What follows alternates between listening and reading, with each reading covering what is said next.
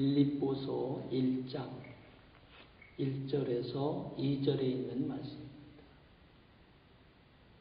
우리 다 함께 한 목소리로 같이 읽도록 하겠습니다. 그리스도 예수의 종 바울과 디모데는 그리스도 예수 안에서 빌립보에 사는 모든 성도와 또는 감독들과 집사들에게 편지하노니 하나님 우리 아버지와 주 예수 그리스도에게로서 은혜와 평강이 너희에게 있을지어다. 아멘. 우리가 수요일마다 빌립보서를 공부하고 있습니다. 이제 두 번째 시간인데요. 이 빌립보서는 특별히 사도 바울이 로마 감옥에서 쓴 옥중 서신이라고 말씀을 드렸습니다. 사도 바울은 감옥에 있는 자기를 위로하기 위해서 빌립보에 있는 교인들이 에바브로디도라는 사람을 보냈습니다.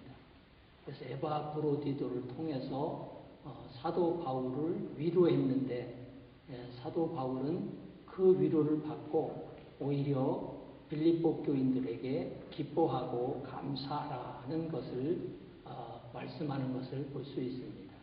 그래서 이 빌립보서를 기쁨의 서신이라 이렇게 말씀하고 있습니다.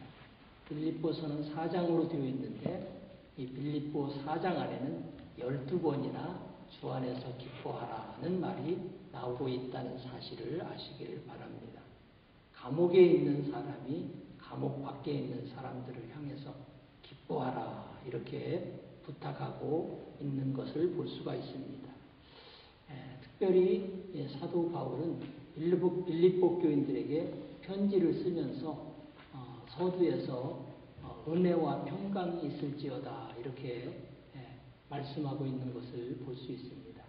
이것을 통해서 지난 주간에 우리가 신자들에게 꼭 필요한 것이라는 제목으로 말씀을 드렸습니다. 오늘 두 번째 시간인데 오늘 저녁에도 신자들에게 꼭 필요한 것 두 번째 것이 무엇인가를 생각하고 함께 은혜를 나누려고 합니다. 지난주에는 우리가 신자들에게 있어서 꼭 필요한 것은 하나님의 은혜다 이렇게 말씀을 드렸습니다. 사도 바울은 빌립보 교인들에게 편지를 쓰면서 제일 먼저 은혜와 평강이 있을지어다 이렇게 말씀하고 있는 것을 볼 수가 있습니다. 신앙생활하면서 우리는 하나님의 은혜가 가장 중요합니다.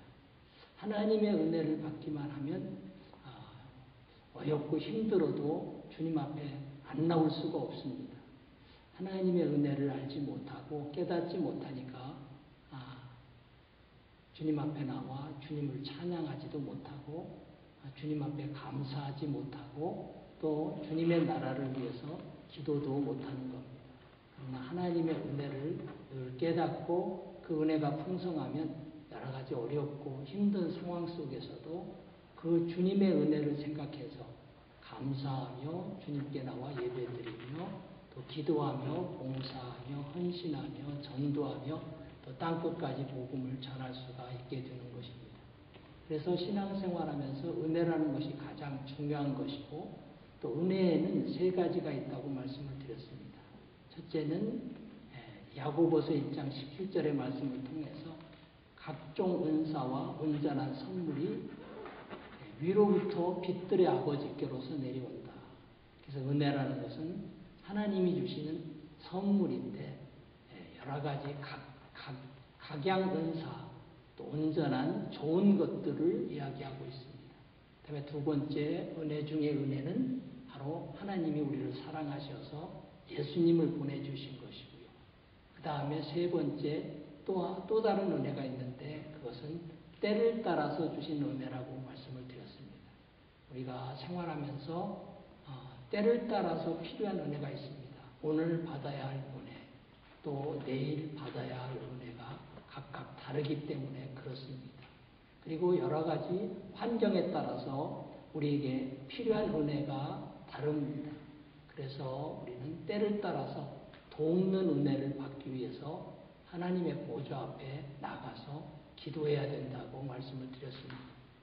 오늘 저녁에는 신자에게 있어서 꼭 필요한 것, 두 번째 뭐냐 하면 평강에 대해서 생각하고 함께 은혜를 나누려고 합니다. 사도 바울은 빌립보 교인들에게 은혜와 평강이 있을지어다 이렇게 말씀을 하고 있습니다. 이 빌립보 교회에만 이야기하고 있는 게 아니고요. 사도 바울은 서신서를 쓸 때마다 그 각 교회들에게 항상 이 말씀을 서두에서 하고 있는 것을 볼 수가 있습니다.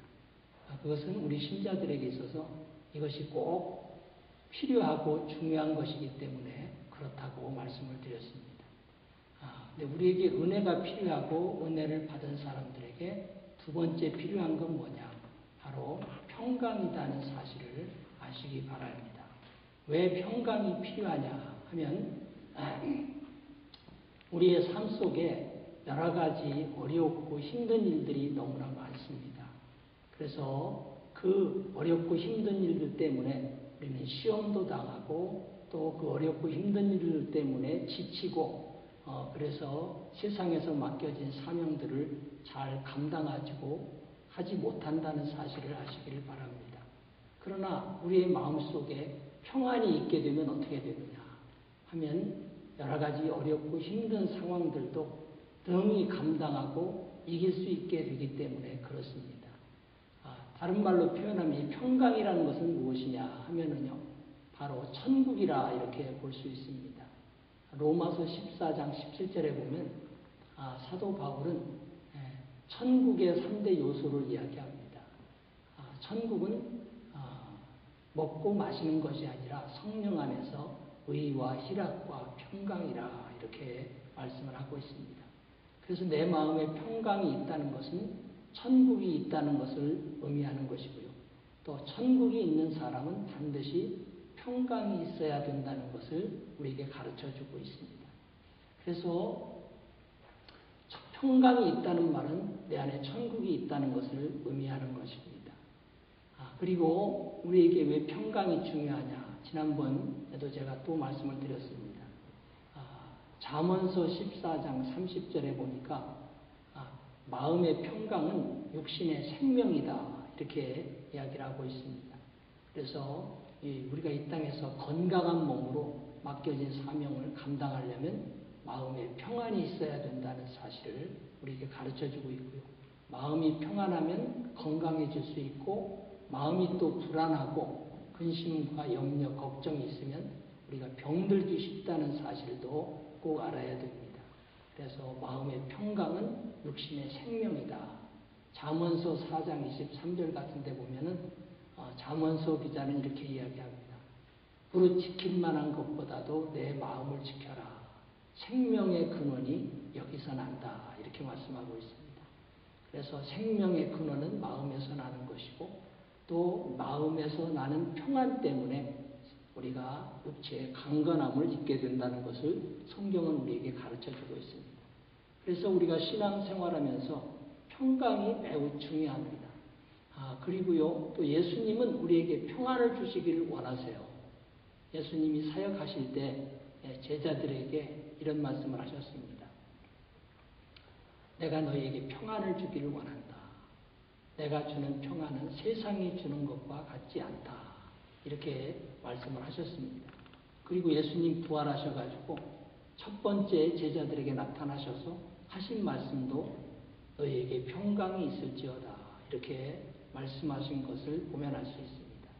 평강이 얼마만큼 중요하면 부활하신 주님께서 제자들에게 첫 번째로 평강이 있을지어다. 이렇게 말씀하셨을까 생각해 보면 우리가 평강이 얼마나 귀중한가 하는 것을 알 수 있습니다. 우리가 잘 아는 대로 유대인들은요, 인사할 때 샬롬이라 이렇게 인사를 한다고 합니다. 그 샬롬이라는 말은 바로 평안할지어다는 그런 평강이라는 말입니다. 그래서 평강이 중요하기 때문에 만날 때마다 사람들에게 샬롬, 샬롬 하고 있다는 사실을 우리가 알아야 됩니다. 오늘 저녁 수요예배에 나오신 모든 분들도 이 평강이 넘치시는 그런 성도님들 되시기를 바랍니다. 첫째, 여러분의 심령에, 여러분의 가정에, 또 여러분의 삶 속에 주님이 주시는 은혜와 평강이 넘치게 되면 여러분들이 이 땅에서 가장 행복한 신자가 될 것이고 또 여러분들이 건강한 신자가 될 것이고 이 땅에서 승리하시는 그런 신자들이 될 줄로 믿습니다. 그래서 사도 바울은 은혜와 평강이 있을지어다 이렇게 이야기를 하고 있습니다. 그러면은요, 이 평강을 어떻게 얻을 수 있는가? 이제 이게 중요합니다. 이제 하나님은 우리에게 평강을 주시기를 원하세요. 자, 우리가 성경을 한 장 더 보도록 하겠습니다. 데살로니가 후서 3장 16절 말씀입니다.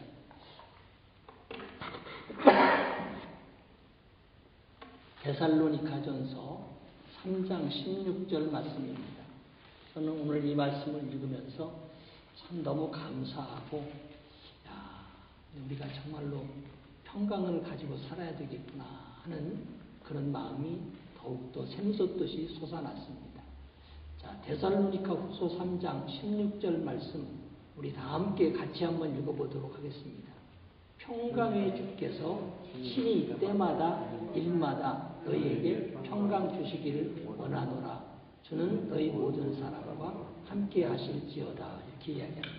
그러니까 이 평강의 주인은 누구냐 하면은 평강의 주는 예수님이에요.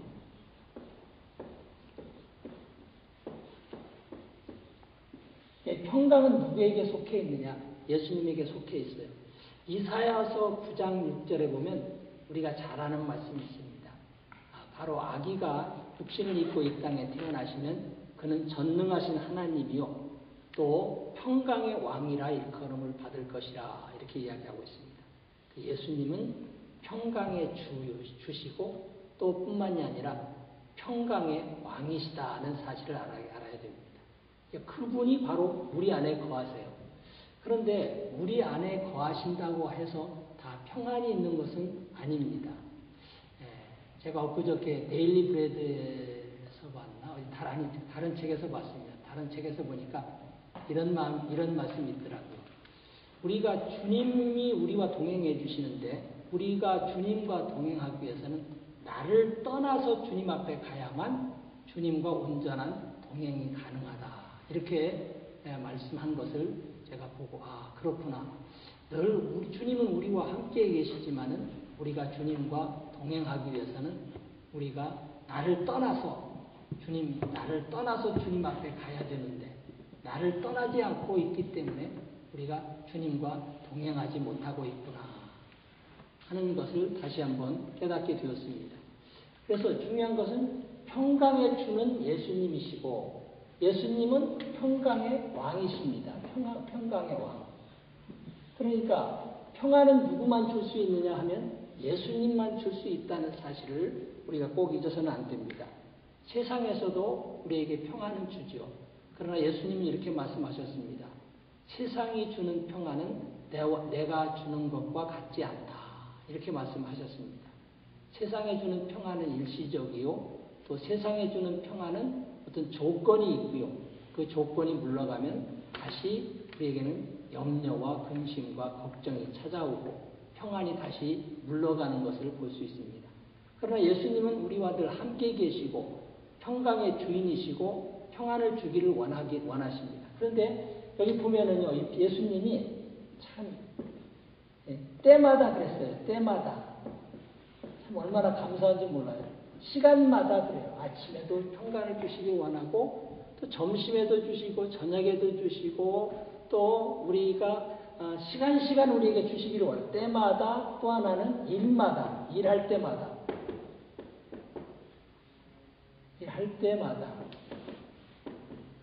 일마다 그랬거든요. 그래서 우리가 일할 때도 평안이 필요하고 시간 일을 하지 않고 할 때도 평안이 필요하다는 것을 우리에게 말씀하고 있습니다. 그래서 오늘 저녁 수요예배 참석하신 모든 분들은 때마다 일마다 주님이 평안이 차고 넘치셔서 주님이 주시는 그런 은혜를 가지고 여러분들이 이 땅에서 맡겨주신 일을 잘 감당하시는 그런 성도님들 되시기를 바랍니다. 그러면 이 평안을 우리가 어떻게 얻느냐? 평안을 얻는 방법이 있습니다. 빌립보서 4장 6절에서 7절을 보시기 바랍니다. 사도 바울은 이 빌립보서 1장의 은혜와 평강에 대해서 이야기하고요. 4장 6절에서 7절에 보면 평강을 얻는 방법을 우리에게 제시해주고 있습니다. 같이 읽어보겠습니다. 빌립보서에서 한 장 넘기면 있습니다. 4장 6절 7절 말씀 같이 읽겠습니다. 아무것도 염려하지 말고 오직 모든 일에 기도와 간구로 너희 구할 것을 감사함으로 하나님께 아뢰라. 그리하면 모든 지각에 뛰어난 하나님의 평강이 그리스도 예수 안에서 너희 마음과 생각을 지키시리라. 아멘. 여기 보면은요, 평강을 얻는 방법을 이야기하고 있어요. 평강 얻는 방법 세 가지를 이야기하고 있어요. 첫째는 아무것도 염려하지 말라. 염려라는 게요, 안 할 수 없어요. 염려라는 게 찾아. 염려하지 말라. 이게 이 말은요, 염려를 어떻게 해요? 염려를 죽게 맡기라는 거예요. 이게 굉장히 중요해요. 우리 삶 속에요, 때를 찾아서 염려가 찾아와요. 일할 때도 염려가 찾아와요.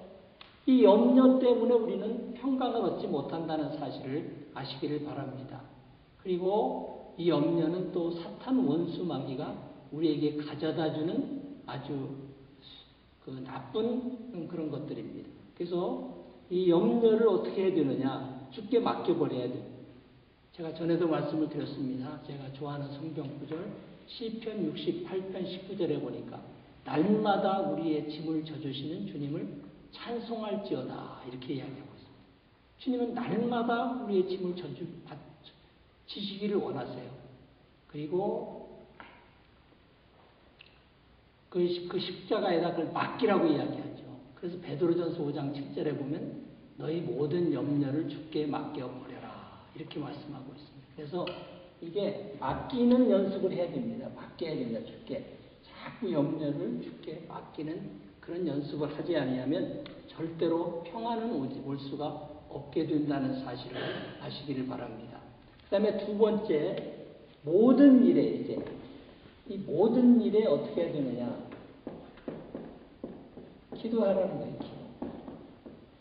모든 일에 이 모든 일이요 우리에게 염려를 갖다 줄 수 있습니다. 그러니까 모든 일에 기도한다는 건 주께 또 맡긴다는 그런 의미가 있습니다. 그러니까 모든 일에 어떻게 하느냐? 주께 기도하는 거예요. 기도와 간구로 너희 구할 것을 감사함으로 아뢰라. 세 번째 어떻게 해야 되느냐? 하나님 앞에 감사하는 거예요. 이 모든 일을 감사하는 거예요. 모든 일을 감사한다는 말은 범사에 감사라는 말은 무슨 뜻이냐면 이런 뜻입니다. 현재 상황을 하나님의 인도함으로 받는 거예요. 감사라는 말은요. 현재 여러분의 상황을 감사가 어떻게 됩니까? 현재 모든 상황을 하나님의 인도로 믿는 거예요. 그러면 감사할 수 있어요. 왜 현재 상황이 왜 나에게 이런 일이 일어나는가 하면은 우리는 감사하지 못하고 원망하고 불평할 수 있습니다. 여러분 이 말씀 아시죠? 마태복음 10장에 보면 이런 말씀이 있습니다. 참새 2마리가 있는데 한 마리가 떨어지는 것도 하나님의 뜻이 아니면 떨어지지 않는다. 하물며 너희일까 보냐 이렇게 주님 말씀하고 있습니다. 그럼 보세요. 참새 한 마리가 떨어지는 것은 우연이 아닙니다. 하나님의 섭리 가운데서 이루어지는 겁니다. 그 말은 무슨 말이냐? 우리 삶 속에 있는 모든 상황이 하나님의 간섭함이 있다는 사실을 우리에게 가르쳐주고 있습니다. 그러니까 때로는 우리에게 어려움이 올 수가 있어요. 그것이 하나님의 간섭입니다. 그런데 그 간섭을 통해서 우리가 어떻게 되느냐? 결국 하나님은 좋으신 분이시고 그 어려움을 우리가 감당하고 나면 하나님께서 더 좋은 것으로 우리에게 채워주시는 것을 볼 수가 있습니다. 그런데 사람들은 그것을 감당하지 못해요. 조금만 어려워지면 원망하고 불평하고. 그러니까 하나님이 우리에게 그런 좋은 걸 주시려고 했던 것들이 바로 하나님이 우리의 반응에 의해서 잘못된 반응에 의해서 하나님이 그걸 주시지 못하게 된다는 사실을 아시기를 바랍니다. 우리가 성경의 예를 들어보겠습니다. 하나님은요 이스라엘 백성들을 출애굽을 시키죠. 출애굽을 시켜가지고 출애굽을 시킨 원인이 이유가 뭡니까? 젖과 꿀이 흐르는 땅을 주시기 위해서 출애굽을 시키세요. 얼마나 좋은 표현인지 몰라요. 젖과 꿀이 흐르는 땅. 그런데 젖과 꿀이 흐르는 땅을 가는 도중에 광야라는 것을 이스라엘 백성들에게 부닥치게 합니다. 그때 어떻게 됐습니까? 민수기 14장 28절에 보니까 하나님을 원망하고 모세를 원망하고 불평하고 하나님을 다 들으셨어요. 그리고 하나님께서 이렇게 말씀하십니다.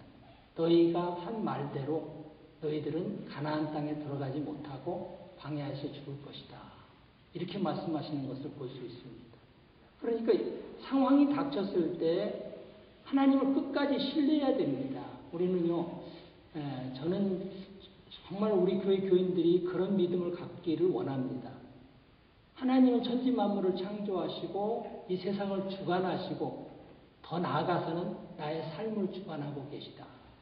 그러면요, 하나님이 주관하고 계시는데 조금 어려운 일이 있으면 그 하나님이 그 시간만은 날 주관하지 안 하시는 겁니까? 아니에요. 그 시간도 주관하시는 거예요. 그러면 그 어려움이 무슨 뜻이 있는 거예요. 그래서 이런 책 제목도 있지 않습니까? 고통에는 뜻이 있다. 우리가 살면서요, 이 현재 상황을 하나님의 인도함으로 받아들이는 것이 굉장히 중요합니다. 이렇게 이걸 받아들이면 어떻게 되느냐? 빌립보서 4장 7절을 한번 같이 또 읽어보겠습니다. 결론입니다. 자, 빌립보서 4장 7절 읽어보겠습니다. 그리하면, 이게 중요해요. 모든 지각에 뛰어난 하나님의 평강이 그리스도 예수 안에서 너희 마음과 생각을 지키시리라. 평안도 세상이 주는 평안이 있는데 여기는 하나님의 평강이라고 이야기해요. 하나님의 평강이 내 마음과 생각을 지켜주셔서 내가 평강한 삶을 살게 된다. 성경은 그렇게 우리에게 가르쳐주고 있습니다. 우리가 신앙생활 하면서요, 우리가 이 땅에서 여러 가지 좋은 그런 상황도 중요하죠. 그러나 여러 가지 좋은 상황을 가졌다 할지라도 마음의 평안을 갖지 못하면 그 좋은 상황은 우리에게 축복이 되지 않습니다. 그러나 여러 가지 어렵고 힘든 상황이라 할지라도 여러분의 마음에 평안이 있고 감사가 있으면 그것은 바로 축복이 되고 그것이 바로 하나님을 영화롭게 하고 그것이 바로 우리에게 축복으로 이어지는 통로가 된다는 사실을 꼭 잊지 마시기를 바랍니다. 그래서 오늘 이 세 가지, 평강을 얻는 방법 세 가지를 이야기하고 있어요. 평강이 굉장히 중요한데 염려를 주께 맡겨버려라. 그 다음에 또 한 가지는 모든 일에 기도와 간구를 해라. 그 다음에 세 번째는 감사로 하나님 앞에 아뢰라. 그러면 모든 지각에 뛰어난 하나님의 평강이 그리스도 안에서 너희 마음과 생각을 지킬 것이다. 이렇게 이야기하고 있습니다. 사탄 원수 마귀는요, 날마다 우는 사자처럼 우리를 삼키려고 합니다. 그런데 어떻게 삼키려고 하는지 아세요? 우리에게 염려, 근심, 걱정을 하게 합니다. 그래서 하나님을 불신하게 합니다. 그래서 염려라는 말은요, 원어에 목을 조인다는 그런 뜻입니다. 염려하게 되면 목을 조여가지고 숨 쉴 수 없는 그런 상황으로 이끌어가는 거거든요. 그러면 결국 어떻게 됩니까? 목을 자꾸 조여오면 마지막에는 그 사람이 죽음에 이르게 되는 것과 마찬가지입니다. 그래서 염려라는 것은 별게 아닌 게 아니라 아주 무서운 겁니다. 그래서 염려, 근심, 걱정을 그래서 주님께서 내게 맡겨버려라. 주님이 그렇게 우리에게 부탁을 하고 있는 거거든요. 그리고 대신 평강의 왕께서 우리에게 평안을 주십니다. 그 평안을 가지고 여러분들이 세상을 살아가게 될 때 세상에서 여러분들이 세상을 이길 수 있는 사람들이 되고요. 세상에서 가장 행복한 신자가 되고요. 그런 사람이 바로 천국을 소유하고 천국을 나눠주며 살 수 있는 성도가 될 수 있다는 사실을 꼭 잊지 마시고 신앙생활하면서 하나님의 은혜 다음에 중요한 것은 평안이라는 겁니다. 이 평안을 굉장히 중요하게 생각하시고 이 평안을 누리고 평안을 평안을 얻어서 누리고 사시는 그런 복된 성도님들 되시기를 바랍니다. 기도하겠습니다.